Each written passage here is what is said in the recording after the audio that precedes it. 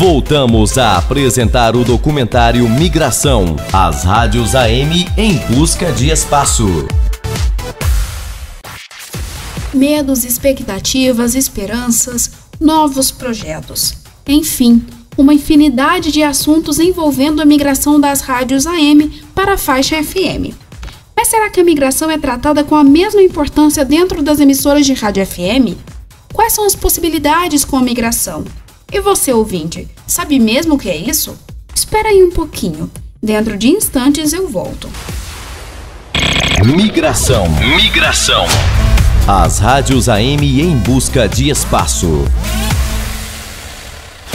Em 7 de novembro de 2013, as rádios tiveram a certeza que a migração ia acontecer. Nessa data, o presidente da República, Dilma Rousseff, assinou o decreto que autoriza a mudança. De março até setembro de 2014, o Ministério das Comunicações realizou sessões públicas em todos os estados do país para receber os pedidos de mudança de faixa. Mais de 1.380 radiodifusores fizeram a solicitação. Os que ficaram de fora tiveram até o dia 10 de novembro para pedir a migração pela internet. Depois de todos os pedidos em mãos, a Anatel, Agência Nacional de Telecomunicações e responsável pela liberação, começou estudos de viabilidade técnica em cada estado. A ação é necessária para conhecer se todas as emissoras interessadas por município cabem dentro do dial da FM. Caso não exista espaço para as novas frequências, será necessário utilizar a faixa estendida. Entre os mais interessados na migração estão os estados Santa Catarina, Amapá e Mato Grosso do Sul. Mais de 90% das rádios AM nessas regiões pediram a migração para a faixa FM. Já o Distrito Federal, Maranhão, Piauí e Amazonas estão entre as unidades da federação com menor índice de solicitações registradas. Embora o projeto de migração não tenha se consolidado em todos os estados brasileiros, ele caminha, mesmo que a passos lentos. O diretor executivo da Rádio Zebu FM em Uberaba, Itamar Dias, acredita que as emissoras FM não se deram conta da importância desse novo momento para o rádio. Durante um certo tempo, as rádios FM elas não botaram muita fé, não acreditaram muito que isso iria acontecer. Eu creio que depois desse período de não terem levado a sério, eu sinto que pouca gente ainda do FM ainda está preocupada com isso, deu conta disso, do que vai acontecer, né? Eu acho que para a maioria das pessoas, e talvez uma coisa que elas só vão ver quando realmente essa migração se concretizar, é uma coisa de muita preocupação, sabe? Preocupação porque vai exigir muito do profissional de rádio FM, desse FM que a gente se acostumou. A verdade é que eu acredito que ninguém hoje mais liga o rádio para ouvir música. Quem liga a rádio hoje é em busca de conteúdo. E pra gente ser bem franco, assim, as rádios FM nesse padrãozão dos anos 80, que até hoje ainda persiste e tudo mais, as rádios FM são ruins demais de conteúdo. A migração vai forçar o rádio FM a aprender a produzir conteúdo. Eu acho que é mais ou menos por aí. Locutor há pelo menos 20 anos da Rádio Supersom em Uberaba, Mauricinho de Sá, analisa o processo de migração.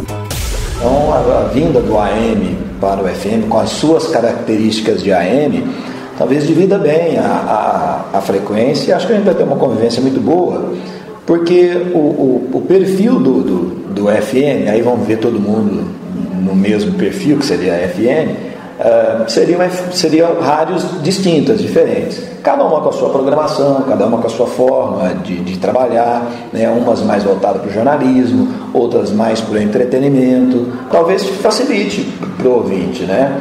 Às vezes a pessoa pode pensar que está temendo a vinda do AM, mas não, para nós está bem tranquilo. A principal vantagem da migração das rádios AM para a frequência FM será a possibilidade de ser ouvida através de aplicativos, tanto em celulares quanto em tablets. Além disso, é fato que hoje em dia emissoras de rádio disponibilizam conteúdos também pela internet.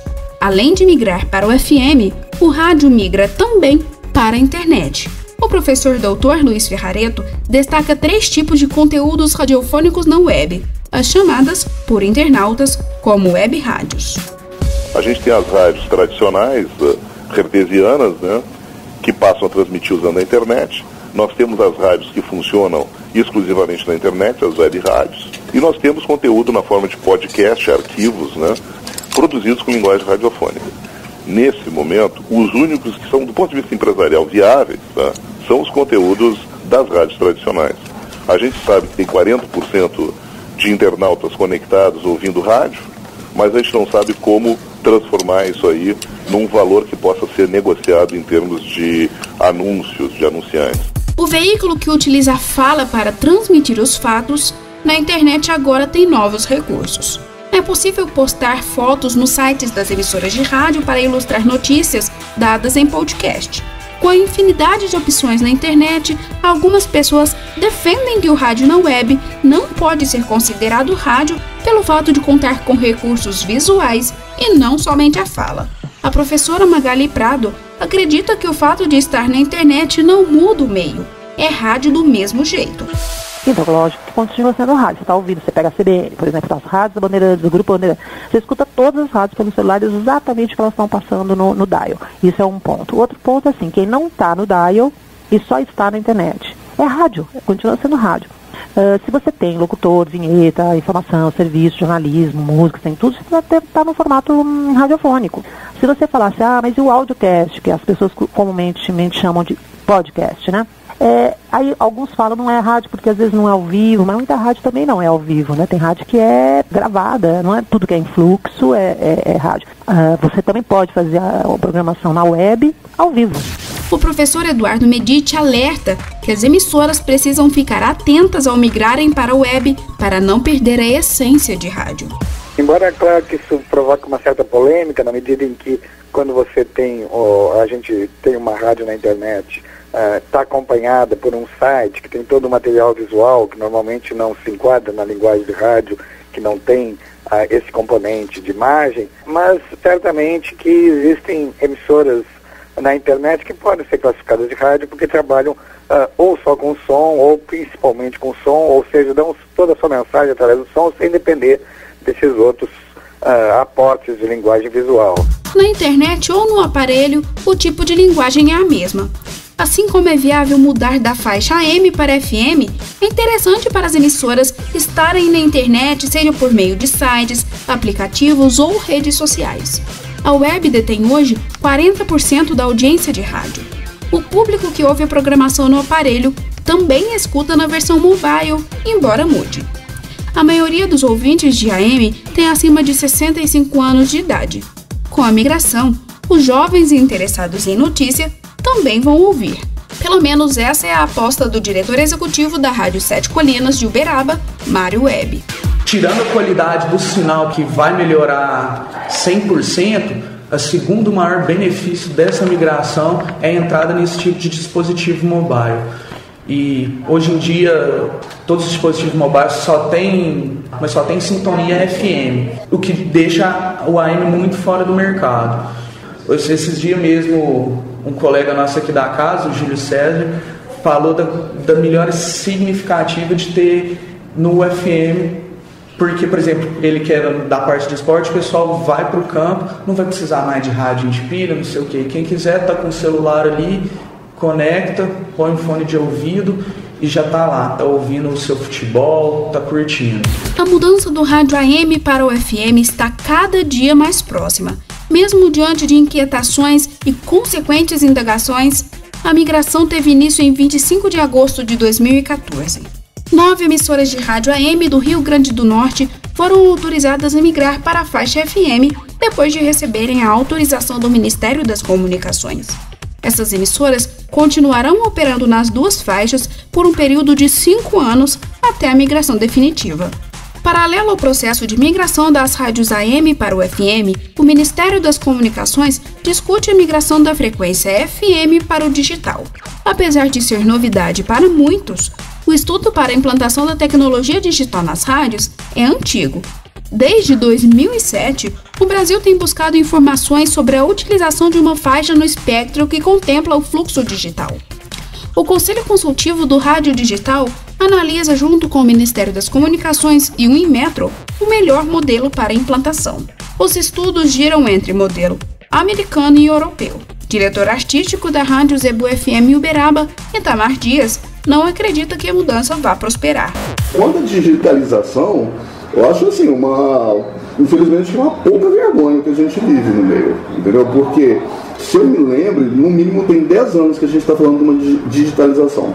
A gente ainda não conseguiu chegar nem que formato que vai ser. Eu acredito que pelo menos mais uns 10 anos isso vai ser discutido, pelo menos por mais uns 10 anos isso não vai ser uma coisa realmente factível. Você vai entrar no seu carro ou você vai ter um rádio digital em casa. Eu não acredito nisso, infelizmente. O professor Luiz Arthur Ferrareto descarta a necessidade de digitalização do rádio. O rádio digital houve uma certa precipitação em relação às possibilidades dele, não só aqui no Brasil, quanto em outros países, né? O rádio digital chegou um momento a dizer que o rádio digital ia proporcionar imagem ao rádio, porque através da transmissão digital a gente veria imagens captadas por repórteres, por produtores, enfim. A gente veria informações de trânsito no display do rádio digital. Isso aí hoje não é nenhuma novidade, isso aí já se faz através das redes sociais e dos aplicativos das emissoras. Em 2010, foi instituído o CBRD, Sistema Brasileiro de Rádio Digital. Em parceria com emissoras, o Ministério das Comunicações realiza testes de desempenho dos modelos americano e BOC, também conhecido comercialmente como HD Rádio. Esse modelo é híbrido, transmite o sinal digital de áudio juntamente com o sinal analógico existentes na rádio AM e FM. O outro modelo que também está sendo testado é o modelo europeu DAB, também conhecido como Eureka 147. A diferença entre os dois é simples. No modelo americano será necessário o Brasil desembolsar alguns milhões a mais por causa do royalty, um tipo de direito autoral do produto. Já o modelo europeu, o código é aberto, isto é, sem custo adicional. Esse modelo europeu não é híbrido. Isso quer dizer que não existe possibilidade de atuar por 5 anos nas duas frequências simultaneamente. Talvez seja por isso que o Ministério das Comunicações esteja tentado a fechar com o modelo americano, mas até agora nenhum apresentou melhores resultados que o modelo de rádio já existente no país. Em seu site, o Ministério das Comunicações defende que o rádio digital deve ampliar a cobertura do serviço de rádio no território nacional e realização de ações de cidadania com alcance em áreas mais isoladas do país. Apesar de discutida a digitalização do rádio, o foco desse trabalho está na migração das rádios AM, que é sem dúvida outro importante passo para o rádio que se adapta e readapta desde a sua criação e chegada ao Brasil na década de 20. Esse radiodocumentário está chegando ao fim. Esperamos que ele possa ter cumprido seu papel de informar e discutir o tema da migração das rádios AM para a frequência FM. Você ouviu o documentário Migração, as rádios AM em busca de espaço. Esse radiodocumentário faz parte do trabalho de conclusão de curso de Comunicação Social da Universidade de Uberaba da aluna Marília Maier. Orientador, professor mestre Luiz Fernando de Oliveira. Roteiro e locução, Marília Maier. Edição, Jander Durão. Coordenador do curso de Comunicação Social, professora Celi Camargo. Reitor da Universidade de Uberaba, Marcelo Palmério.